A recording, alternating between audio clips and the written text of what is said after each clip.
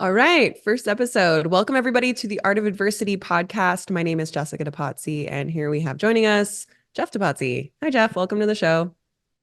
Welcome to the show. Joining you. It's my show too. Oh yeah, welcome to your show. Welcome to my show. So I'm really excited to be starting off this series. It might just be one audio, we'll see, but likely at least two, right? Would it be much of a PCast if we just did one episode? So I'm especially excited about this because Jeff and I wanted to hop on and to talk about this next serial of the process because it's going to be a lot different than what we've run in the past. And so if you've been following us for a while, you know that we are not able to talk about the details of the process. Some know it as the Special Forces experience because, well, we've needed to keep everything the same, right? We've needed to keep everything unknown. And we'll go more into why that is in a moment. And so in 2023, so a couple months ago, we held our last serial up north and had a fantastic kind of like closing ceremonies of this epic event that has been really transformational, not only for the men that have joined us, but also for ourselves. You know, we're completely different people now, what, 6 years later? And, but it just felt a little bit incomplete, right? Like it was hard for you and I to want to let it go at its peak. Yeah. Just FYI, Jess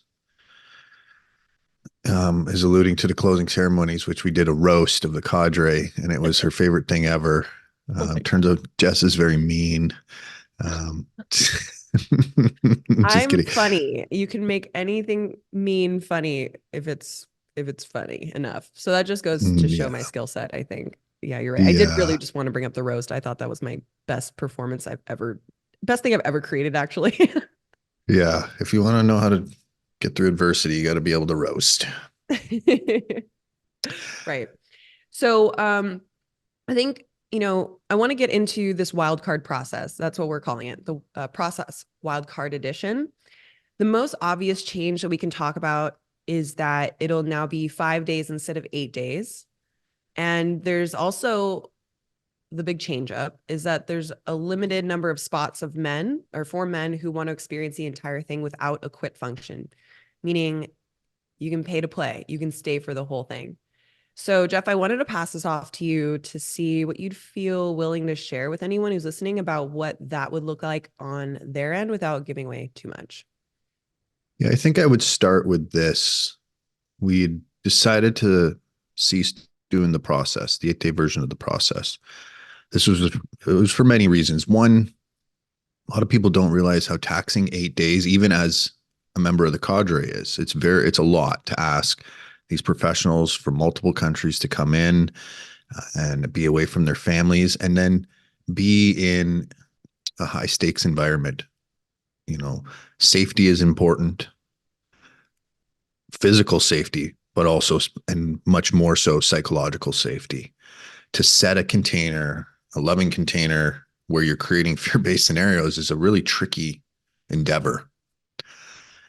So that was one of the reasons. Another reason we decided to cease doing it is we always wanted to create something that would be special in time, a mark that only a few people would go through to travail, as they say, to step into an underworld that, yes, it's an arena. Yes, it was a program that was created by people.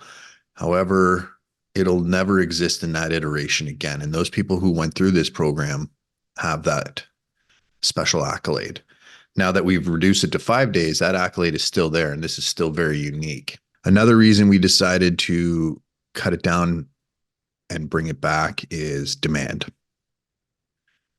We're at a point where people in the world realize the importance of facing these obstacles, these adversarial moments in time as life becomes more cushiony. Also, as it becomes more stressful, which is a little bit counterintuitive, we get locked up in these stressful environments and we stay egoic and we don't shift. So people are really realizing the value of stepping into a rite of passage, a crucible, things of this nature. We decided to go down to 5 days because we can still have the same intensity in 5 days. We will still have If we took out the fact that people can pay to be coached through, and we'll talk about this a little bit more later, there'll still be a very high quit rate. For those who are showing up not part of that package, it'll still have the same intensity, the same quit rate. That was one of the lessons we learned from the 8 days, is where people quit, how many people quit. At a certain point, people stop quitting, and only injuries is what stops them. So same intensity, same availability to assess. So one of the things we do is we're constantly assessing during the program, during the 8 days, in this case, during the 5 days, and we will be able to draw just about as much characteristic through lines. Not quite the same, because it's 3 whole days that are gone that were there before. Any questions on that, Jess? Yeah, well, I wanted to add in there, I mean, we'll just jump ahead a little bit, but the purpose of this work, in going through these crucibles and training your body in a sense for life, we found is identified as almost like a form of ascetism. Now, if you guys aren't familiar with that word, I think it's a Christian word, like an old uh, religious way of like flogging yourself or going through really long bouts of fasting and hardship to the point of where your body feels like it's dying, right? And they would there would be these groups of people, ascetics, no Hasidics, people who would be into ascetism, I guess. I just want to make sure I'm using that word right, that would utilize this method of having mystical experiences to awaken parts of themselves. Now, the ways that they've done it and the ways that we traditionally think of asceticism is really brutal and just doesn't make a lot of sense for the way we need to have awakening experiences these days. But that is a really interesting thing to look at when we look at why does this even work, right? Because a lot of people, maybe not the people listening, but I know, many people outside of these circles don't understand how physical and mental and emotional hardships can be healthy, given there are a lot of those things that we go through every day anyway. Why would you intentionally put yourself through that? So I'd love for you to touch more on the intentional aspect of hardship and what that can do for us. Yeah, I started alluding to it. In a world that already seems to be filled with stress. So some people in the world I'm talking around the globe, are still in the stress of survival mode. Where's my food coming from? Where's my shelter? Very Maslowian needs level of survival. And then there are those in more developed countries that have a new sense of non-survival, augmented survival, they call it, where they have even bigger stress loads.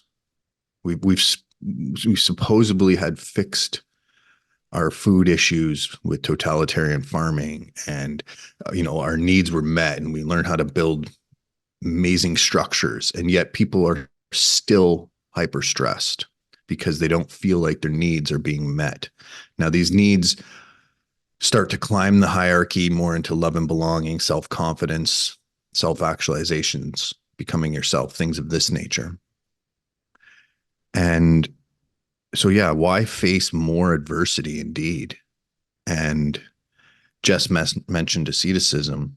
If I could just add a little bit to that to start off, there's a word called inure, N-U-R-E, and it's different than deconditioning someone or desensitizing someone.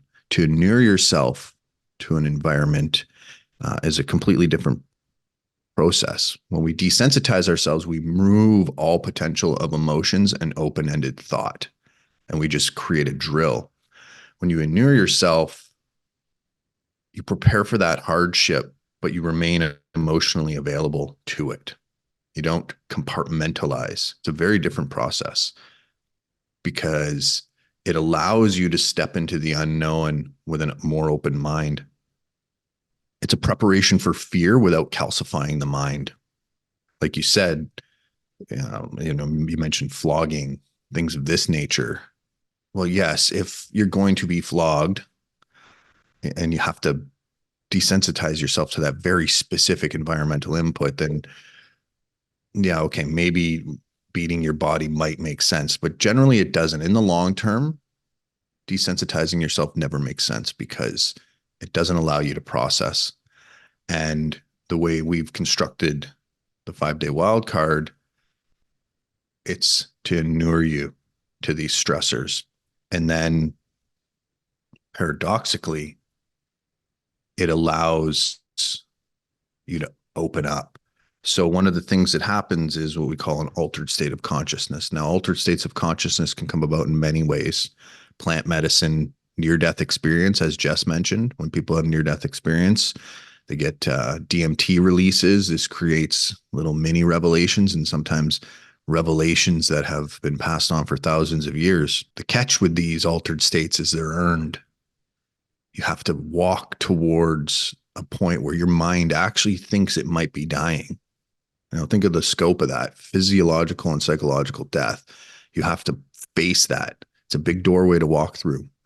And it's one that most people don't do in their daily lives. So if folks are caught in a disruptive pattern, or a non-serving pattern, I should say, this is an excellent way to step into a container that creates the circumstances to allow for that. And anecdotally, we believe that you end up having a DMT flood in a waking state, just the way we disrupt all your rhythms. It's not as simple as get up at 4:30 and do push-ups. This is the part that a lot of people in their crucible forms and their rites of passage start to forget. And what they do is, and what we don't do, is backfill that. We set the conditions for you to have this experience and then backfill it with your own inputs. Because if we think of like Spartans or the military, what they do is they begin these desensitizations and then they backfill it with their opinions and their thoughts. And that's called conditioning. And we don't do that. This is a very big difference. And what we're doing here in this altered state is we're helping you find your new truth, your more authentic version of yourself. Truth is anything that helps move you into alignment. That's the gist of what truth is. Truth can be very difficult though. And it's often hard earned. That's how we get to wisdom. It has to be hard earned. So we set out this journey for people to walk through. Some people have described the process as a parable that they walk through, a living parable. And it's really the Rubik's Cube of their mind that they're untangling. And because we aggressively remove you from one environment, I should mention Lewin's expression here, behavior is a function of personality plus environment. Most people walk through the same environments over and over, attempt to change their personality, to change their behavior, but that's very difficult. The ego is meant to solidify in some ways, right? To try to like switch who you are every day, that would feel so psychotic and insane. So it's meant to create pathways that give us shortcuts or implicit biases or stereotypes. So removing one aggressively from an environment into a new environment puts their personality up against this environment and automatically begins to shift behavior. And in that shift, you start to see your shortcomings. You start to see what's not working in group settings, in individual settings. And then one of the things that happens is in isolation, what can come up. This isolation is not something people seek out too often. Real isolation where they're not distracted by the distractions that they have around them, most likely the ones they've put in place. And when we remove those distractions, we bear witness to ourselves. We hear what our body is saying. We hear our emotions. We not literally hear, but feel what is basically usually screaming to get out, to change. Our body and our mind and our soul want to develop into our full expression. However, it takes a great amount of courage to turn and face that. It usually feels like you're turning away from the herd, turning away from yourself. And that can be, in my opinion, it is, but it could be the most difficult thing you do in your life. Mm. And the beauty of this is when you face that, if you face it, if you take on adversities, even just physical adversities, you prepare yourself little bit by little bit to turn and face yourself, your deepest shadows, your deepest demons, the things you did not have the courage to face. And for all those who think they don't have that, I've yet to meet a perfectly enlightened human being.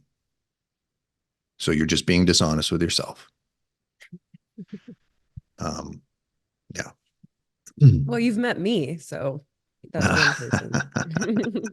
Yeah, that Are was you really well floating? said. I am. I'm levitating right now. Yeah, that was really well said, Jeff. Thank you. I'm really glad that you brought up altered states because one of the things that is also relevant in this is that while there are lots of men that have remarkable transformative experiences, there are also men that don't have transformative experiences at all at the process. Now, why is that, right? Well, have this I'd like to bring up the example of doing plant medicines, for example. Let's talk about mushrooms as just the easiest one. Mushrooms are used as a recreational substance and they're also used for healing, same as cannabis, right? We can use it to just zone out and turn into a stoner, or we can use it to evoke emotions and feel into our body and do all these things that we do with Citizen Green, right? What is the difference? We can also see people that put themselves through lots of physical hardship that any person would look at them and say, it doesn't really look like there's a lot of growth happening. It looks like it's just, somebody who likes to work out a lot or do a Spartan race or whatever. That's why we have the workups included in the process. And then we're also including them in the wildcard edition too. Now, we've gone through the research over all of these years to find that the men who have the transformative experiences also do the workups. We don't make you do the workups. That's another interesting thing about our program is that there's no hand holding through this process. We give you all the tools that you need to get what you need out of this. That's not to say that we give you everything to be able to finish it, because as we've said over the years, over and over again, the process gives you what you need, not what you want. And often what you want is to finish. But all that to say, a big part of the workups is a meditative and a contemplative practice. So that when you have practice in that, and let's say that that isn't a part of your everyday thing, you can come prepared with the psychotechnologies that'll allow you to see the symbology, to allow you to feel the things that are coming up, to allow you to use this technology that we're offering you in the form of the process to have your own transformative experience, right? That's why this is a lot different than a lot of programs out there that would be called military boot camps or Navy SEAL style events. This is a transformative event shrouded and using the technology of, like Jeff was saying, the military, but we've added in ancient wisdom. A lot of these pauses, a lot of these contemplations that if you know how to work with it, you'll get way more out of this than anything that we can share in a marketing video, or in a testimonial. Yes. I'm going to add on to that, Jess. Thank you. Yeah. I'm going to introduce, at this point, I think we have to talk about post traumatic growth. So, Jess mentioned transformative. We could use words like transformative, transmuting, access to consciousness, expansion of consciousness, self actualization, self transcendence, individual rapture, revelation. There's all kinds of words for this process of growth. And we just conveniently, and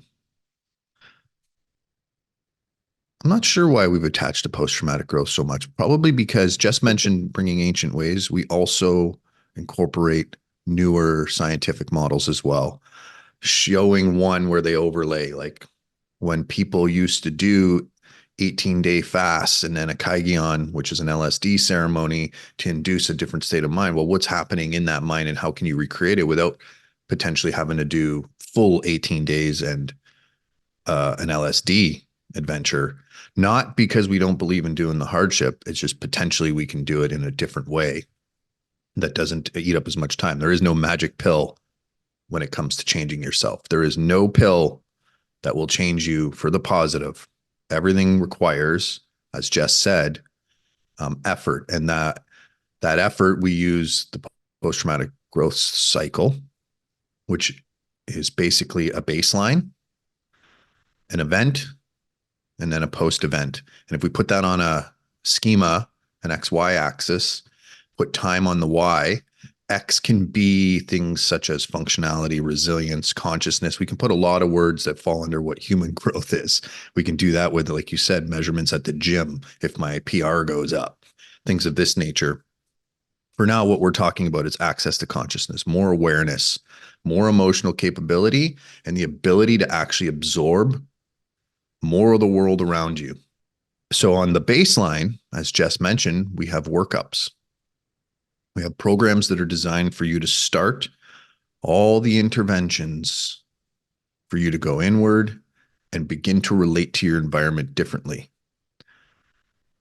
Now, I won't go too depthy into what we do in those workups, but some people have massive life changes, but that's because what they're doing in the workups is difficult. If it doesn't feel difficult, you might not be doing it right.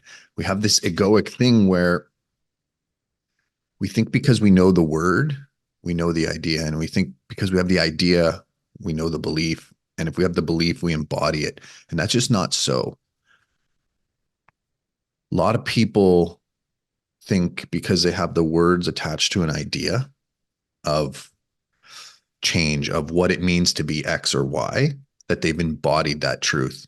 And what's actually happening is they're running their old patterns, mostly from genetics and childhood, underneath all that. And it's an illusion that they create. That's why once people really start diving into the pits of their demons and open up that closet, they're kind of surprised by how much is down there. Mm. Running the subconscious and unconscious routines. So we have the workups, and then we have the event. And in this case, during the workups, we create little micro events. And these events, the idea of them is to put you into a fear-based state, into a stress state, sometimes acute and sometimes a little bit more chronic, and then down, and then you decompress, stress and decompress. Eventually you come out to the event itself, in this case, 5 days of extreme stress overall, and then high macro level stressors during. And then decompressions within, while we're beginning to alter your state of mind, meaning we're moving it into a more entropic state. It's very safe, very natural. It's through struggle mostly, and then in new environmental cues. Shake up the snow globe, let it set. Shake up the snow globe, let it set. And we repeat this. Throughout there, as I mentioned, we set the container not to force you into a mold that we believe in. This is very difficult to do, right? Because we're inputting words and actions. So based on your profile coming in, based on what we see there, we begin to help you journey through this. When I say help, I don't mean we're actually hand-holding, unless you pay for the wildcard edition, which means you will get through. We will not hold your hand. We will make sure that your experience is genuine and difficult. The only difference is, I mean, you could quit if you were like, no, I need to go home. We're not going to chain you down. But you just don't have that option to quit easily. And this is one of the things that I'll touch on. Jess, you mentioned how people don't have as deep a revelation or transformation as some. This is because they don't put in the work. The human body, although you can't spark it like lighting a match, it's always changing. We're always growing. We're constantly in cellular regeneration, in neural cellular regeneration, in flux. You know, if we watch the universe, it's constantly moving and we are constantly moving. It's only the ego that allows an illusion of order and stagnancy or permanence, because we look at it with our myopic human lens of time. So at any point, if you don't put in the efforts during, and then here during the event, during the acute stressors, what'll happen is some people will get to the edge of their comfort zone, but they're unwilling to actually step outside their comfort zone because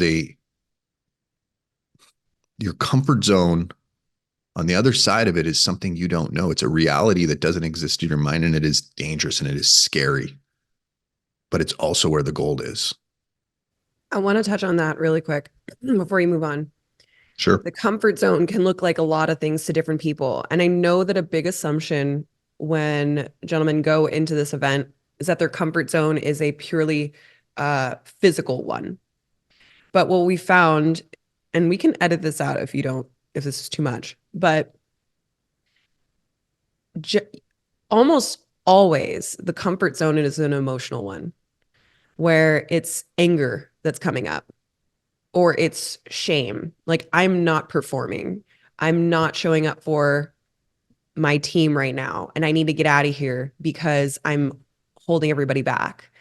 I'm making it harder on people, or I'm getting really pissed off at the cadre and I don't want to be here anymore. But as soon as they quit, on the other side of that, it's like, damn, that was the thing. That was my trigger. That's actually been the theme that's been running through my life all the way to this point. That's the reason I'm here.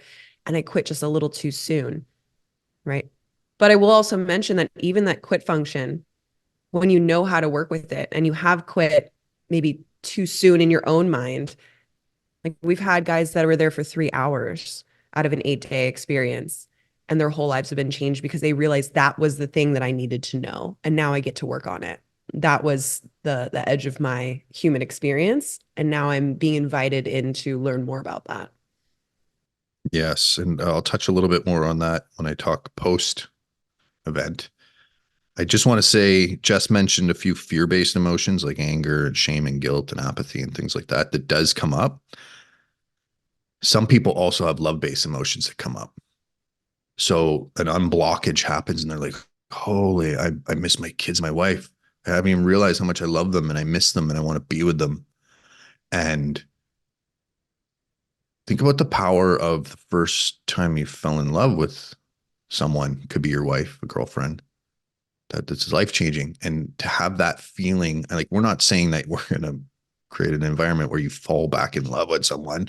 That would be pretty, it'd be pretty, that'd be a lot of hubris. Big claim. Yeah.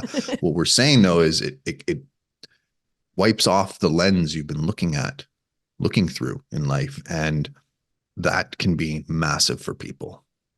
And this happens during the process. It's tasting a higher state of consciousness.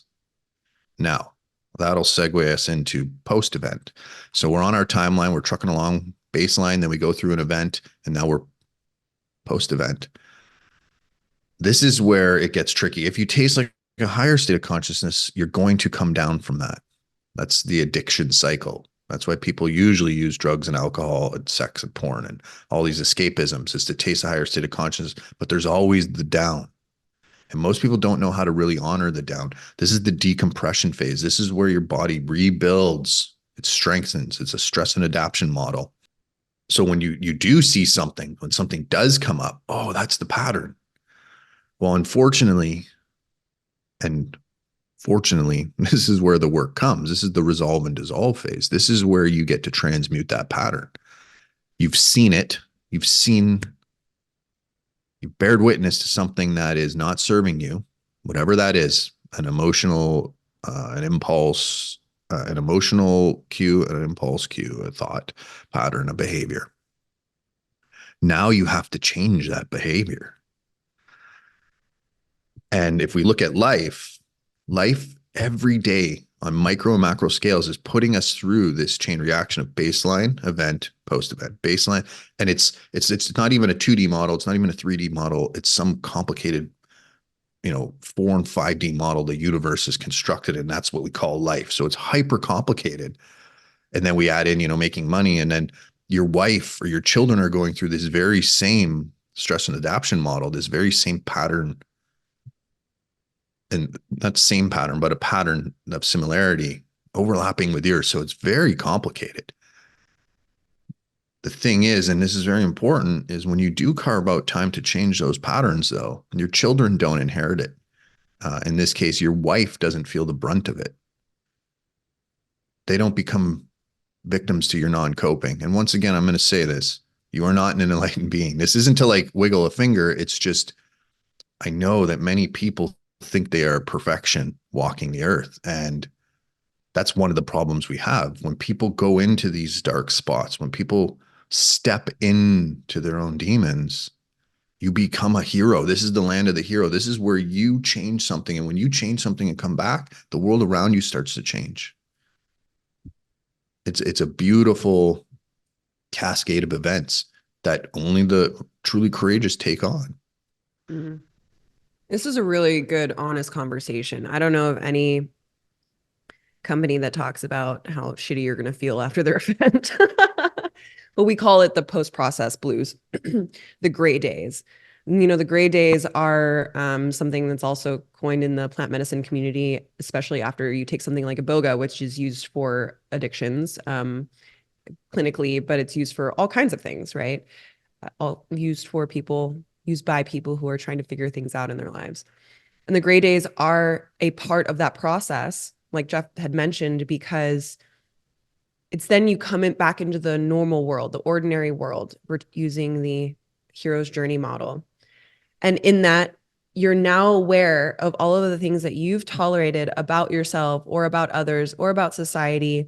And you may have these revelations around why that just isn't right anymore, why it just isn't hitting anymore.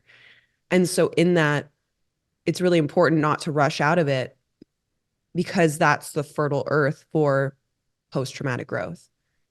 It's where we can reclaim the pieces of ourselves that have been lost, either through our past personal experiences or things that we've inherited from our parents or our ancestors, more or less. So I'm so glad we're bringing this up, because then, yeah, like, what do we do when we are in the gray days? Nothing. There's no hope. No, I'm just kidding. um, what happens is, even if you're listening to this, you're already part of a vast ordering system of the universe that has gone through massive stress and adaptation on extinction level. Although we like to think of ourselves as our 80 years on Earth, our DNA is ancient. Our cellular structures are ancient. The world around us, the environment is ancient. It's been playing this game for a long time. So even just listening to this, you are already a problem-solving stress and adaptation machine, unlike anything we know of. What happens is when we begin reclaiming ourselves, as Jess said, because that's what's happening. The way our society is constructed right now, our systems move us away from being ourselves. They serve other people's dreams and push us away from being our true full expression. But when you start reclaiming yourself, it can be gray, because it's like Neo waking up on the Nebuchadnezzar. He's like, oh, this is the real world. This is what it actually looks like, because you've cleaned off that lens. You're starting to see more so. It's never just one step. Awakening, enlightenment, the journey to wisdom is not one step, and it is not a scale 0 to 1,000. It's an infinite scale where you access more consciousness. You're able to handle more inputs. And in handling more inputs and raising your sensitivity to that environment, you can imagine the cascade of events that starts to happen. It starts to feel heavy. It can feel very lonely. This is where attitude comes in. By facing those difficult times, you face adversity, your body learns, it adapts.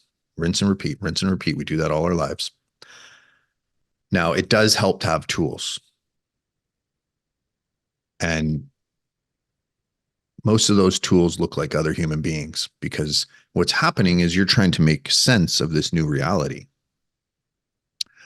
And no single human being can make sense of reality, because that would be just your own distorted view of reality.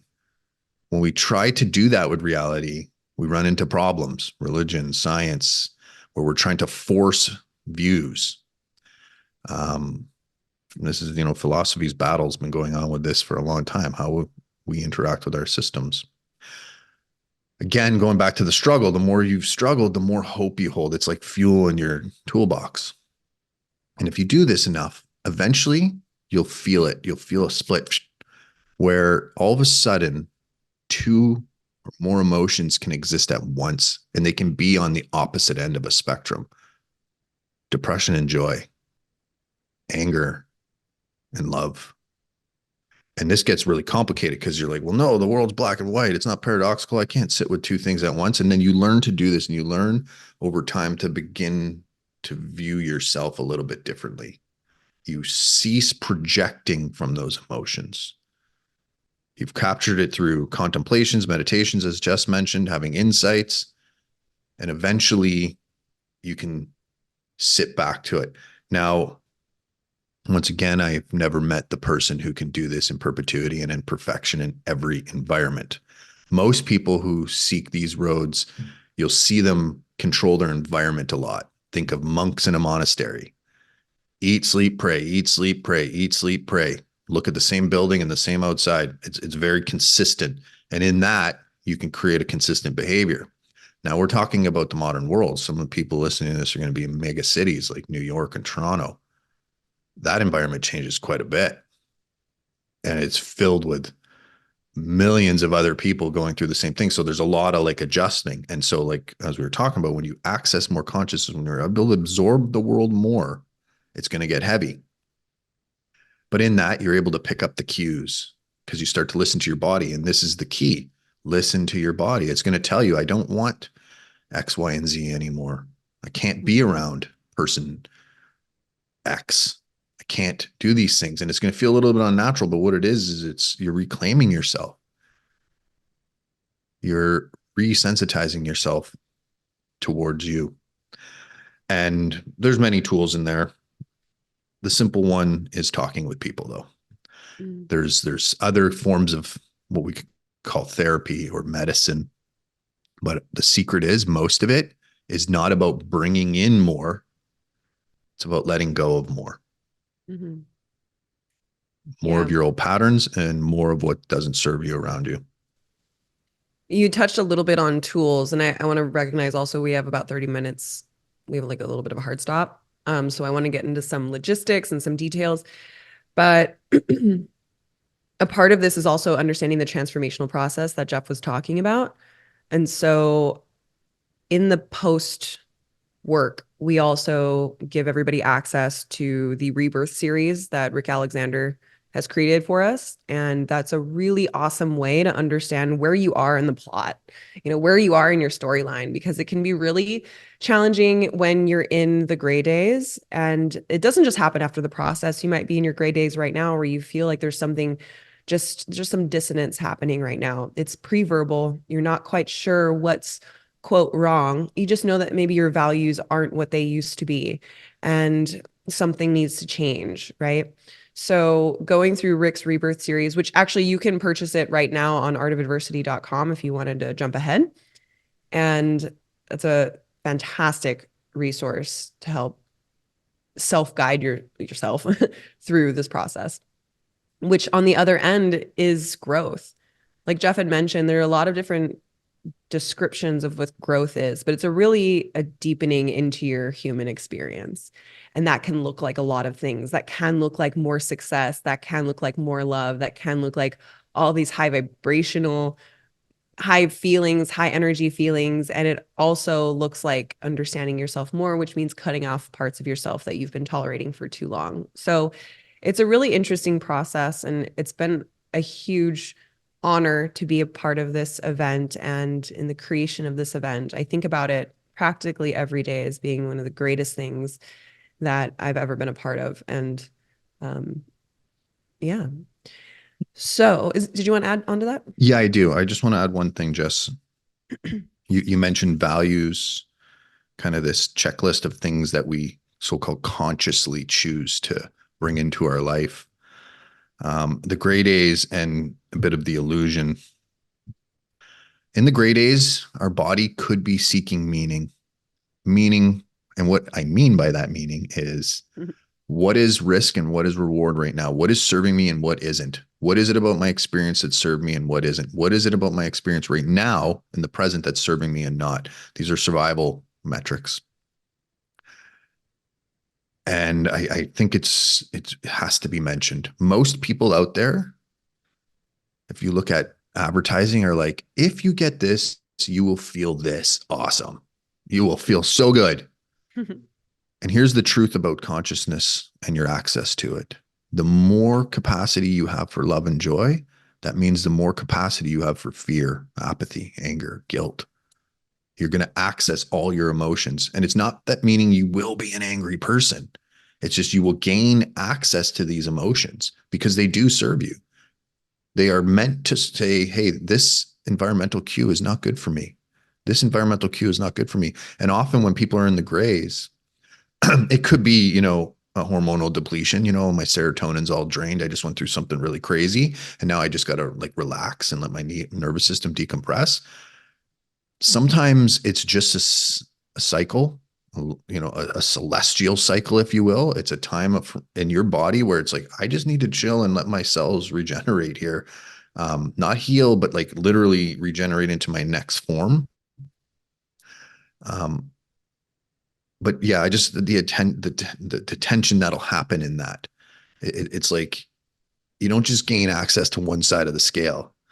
That's why people end up chasing things like money and never get happy because it's like this promise of happiness, but it's a bit of a fool's errand. Anyways, I'm not really trying to attack money there. I'm just in the gray days and the illusion that it's like, oh, it's all rainbows and butterflies. But what actually happens is on this quest to find yourself, it generally, and for a while, will get more difficult before it gets easier. Yeah. And I would say that the difference between, just gaining access to more anger and more fear, like what do we even do with that? Well, having access to also more grace in that process completely overrides, I wouldn't say completely, but it in a huge way overrides the reactivity or the repressive nature of some of these things that can come up. So you know how to deal with them in a healthy way. Yeah, it's not, you gain access, which could be troublesome if you project it wrong. But like Jess said, you also get the other side, which helps you project these emotions in way healthier ways. Yeah. Awesome. Okay. So, oh, for sure, this is going to be an actual podcast now. I just realized we have so much to talk about. So let's get into the actual details of the event. Now, I don't know where you want to start with this. One of the things that we have never been able to do in the past is talk about any of the details because we basically don't want you to prepare for them. This is about the unknown. And we've created some amazingly cool experiences throughout the event with the help of our cadre. And another thing that we've never been able to do is scale this as a good business model because there's so many different variables that come about. So one of the details that I wanted to talk about is the environment specifically. The environment that we'll take you to is a character in itself. And she always shows up differently in her true nature, chaotic way. The first year we had feet of snow that we had to deal with, feet. And so we had to maneuver everything, and our team maneuvered, using all of the expertise that they brought, and it was fantastic. It was hard and fantastic.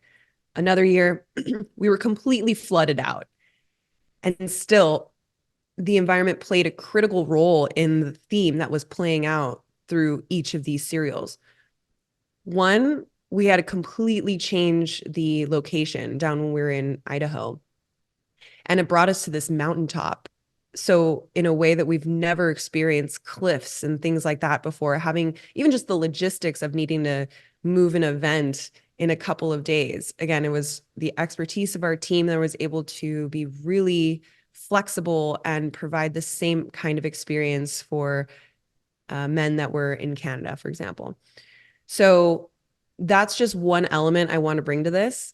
The environment plays a really beautiful, chaotic role in this. So when you come, before you come, be prepared for that. In the most literal sense, be aware that while we may give you coordinates of where this area is in general, it's not going to be where you think it is. And the weather isn't going to be what you think it is. As soon as we go into the circle, it's so funny. Every year, Jeff and I are driving into this area. I can't exactly tell you where it is. And as soon as we cross this threshold, the weather is completely different than the entire drive that we've been on. And it's almost like we crest this hilltop, this mountaintop, and on the other side of it, it's like we're on Mars. I always think that's really fun. It's like, what are we going to deal with this year? So, what comes up for you, Jeff, in terms of elements of this that we can share with people now? Well, I'm still a little bit more of the mindset, like you said, to keep it unknown. That's not to mess with people. It's so that you're consciously, you have the option to continually step into the unknown. And the more you learn to dance with chaos, well, the better dancer you become. And that's what the unknown is. It's chaos. Now, of course, there'll be things that, your preconceived notions in your mind will grasp, and there will be familiarities. But the idea is to raise that chaos as much as possible. What would I share? I suppose, Jess mentioned the relationship with you and the environment, the relationship with yourself. Um, you will be beat. You'll be beat many times. Um, but like having an Not, we acceptance won't of be, this, beating we you, won't be no, beating you. no, we won't be beating you. We'll leave that to you to do. But you will be defeated over and over, physically and psychologically. And Jess mentioned that's why doing the workups is a good place, because you're able to move into a state of acceptance quicker. What happens is most people, when they quit, it's because they can't accept it. So what they'll do is they'll almost always, not always, but almost always create excuses.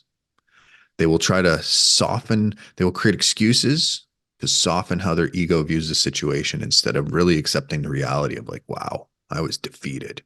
And the faster you can accept that defeat, the faster you can move on. Because once you accept something, you take ownership of the situation. And because we hold most of the cards, so like Jess said, we're already at the mercy of the environment, which she is chaotic, and you're at mercy of that. You're also at the mercy of what gets put in front of you, the left and right arcs that we create. And so a lot of the cards you don't hold. So in that, I won't get into the details of like how the mind filters through this and how it holds on to things. But as your body is kind of moving more towards quitting, full defeat, like when the deer gives up when it's in the wolf's jaws, like, okay, I'm done. I'm accepting my fate. On the way to that, they'll get to a point where it's like, it's basically your why. Why am I here and why am I pushing forward? Because and it may fall into a few, as Jess called them, values. These are things I value and this is why I'm here. But it'll usually boil down to like one. And that has to be very strong to get you through. Now, that's not to say that your why shouldn't change and you should leave, because lots of people realize, what am I doing here? Not that the event was in any way a waste of time. It showed them that, well, what I'm actually, this is like a father-son wound of inadequacy I'm chasing. This is, a dragon I'm running from. And on the other side of this is not where I'm going to find it. It's actually, if I leave and go home, that's where I'll find it. And that's a very legitimate reason to quit, is to realize your why was wrong. Think about that. The power of realizing like one of your 5 main values, something you consciously choose as a map of your life, is wrong or inaccurate, not wrong, but inaccurate. What a gift. Mm. So really, I'm not going to give up too much about what the event is. It has changed. It'll still be as difficult psychologically and physically. It'll still be action packed. People will encounter many things that feel new to them, that will be exciting. And that's about all I'll say on that. Beautiful. All right. So, how can men know that they're ready for something like this? It's difficult to know you're ready for the unknown, right? If you're like training for a marathon and you go do a marathon and you're like, okay, I finished it under 5 hours, and that's like whatever your time is that you care about, you could say, I'm ready for it. If you want to finish it in 4 hours and you finish it in 5, you might be like, okay, well, I'm not ready for it. There's fairly easy metrics. Now, by no means do I mean cutting an hour off a marathon or whatever the exercise is, the physical exercise is easy. It requires a lot of work. Um, when we start moving into the realm of behavior, it's even more complex. Physical movement, although difficult, is not as complex as some of our behavioral patterns, but they have a lot of similarities. So it can be very difficult to know you're ready. The idea is less of like, I'm ready for this, some like heroic chest thump. And it's more like, I need this. I want this. I want to explore myself. This happens in some young men, some older men, some midlife men.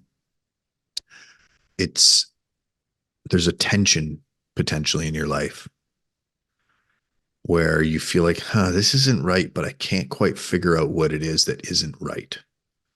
And that right is your determination, not someone else's. It's like you're determining. There's a tension, there's tensions.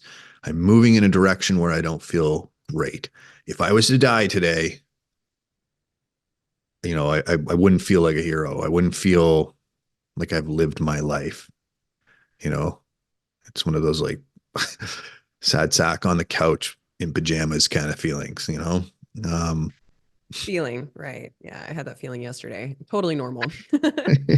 yes, and I don't want like life ebbs and flows. So, um, this we don't ever want to capitalize on people's emotional instability. That's not what we do here at the SFE. We understand everyone has emotional instability almost every day. And that's not what we're saying. We're saying it's like a persistent drip that is happening. And you're like, okay, no, this is everybody knows when they have to change. And some of the indicators, if you don't know it, are potentially addiction. I have to be high every day. I have to drink every day. I have to avoid my feelings every day. Those are also a sign that something should change. Yeah. Now, we don't exactly take people, we do have a selection process because not everyone is actually ready. Growth is difficult. Think of a plant pushing through asphalt. A little seed pushing through asphalt is difficult, and growth can be very difficult. So if someone's already displaying multiple addiction cycles in a bad relationship, we'll say, and has like, their physical health isn't great, like they don't have any dimension of the holistic health, probably not a good fit. We want to help, we want to hedge the bets for you. Because if someone's in that pattern, it can be very easy to beat them. The more Mhm. the more you're caught in addictive cycles, the less your relationships are healthy, and your physical, mental health is wavering. You're way more easy to defeat than if your physical health is good, your relationships are strong, you have a good sense of yourself, um, X, Y, like so on and so forth, right? Yeah, and I'm glad you brought up the selection process. Just to highlight what Jeff had said there, this is a level 3 growth process. We're talking about altered states here, so I'm just going to go back to that example. If we were to talk about the psychedelic sphere, they've now categorized different levels of like intensity using different types of medicines, right?